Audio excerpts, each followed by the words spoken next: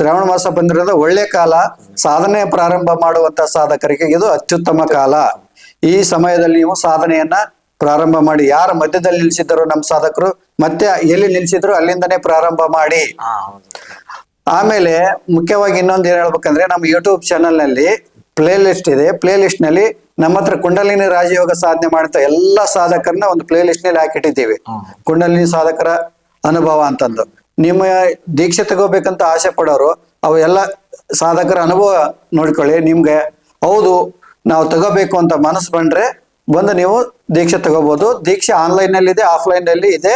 ಗುರುದಕ್ಷಿಣೆ ಕೊಟ್ಟು ಆನ್ಲೈನ್ ನಲ್ಲಿ ಕೂಡ ದೀಕ್ಷೆಯನ್ನು ತೆಗೆದುಕೊಳ್ಳಬಹುದು. ನೀವು ಸಾಧನೆ ಮಾಡಕ್ಕೆ ಎಲ್ಲಿ ಬೇಕಾರಲ್ಲಿ ಸುತ್ತಾಡೋ ಅವಶ್ಯಕತೆ ಇಲ್ಲ, ಮನೆ ಬಿಟ್ಟು ಹೋಗೋ ಅವಶ್ಯಕತೆ ಇಲ್ಲ. ನೀವು ಇದ್ದಲ್ಲೇ ನಿಮ್ಮ ಮನೆಯಲ್ಲೇನೆ ದೀಕ್ಷೆ ತಗೊಂಡು ನಿಮ್ಮ ಮನೆಯಲ್ಲೇನೆ ಸಾಧನೆ ಮಾಡೋದು. ನೋಡಿ, ಅವ್ರು ಆನ್ಲೈನ್ ನಲ್ಲೇ ದೀಕ್ಷೆ ತಗೊಂಡ್ರು, ಆನ್ಲೈನ್ ನಲ್ಲೇ ದೀಕ್ಷೆ ತಗೊಂಡು ಸಾಧನೆ ಮಾಡಿದ್ರು. ಅವ್ರ ಅಭಿಪ್ರಾಯನ ನಿಮ್ಮ ಮುಂದೆ ಹಂಚ್ಕೊಂತ ಇದ್ದಾರೆ.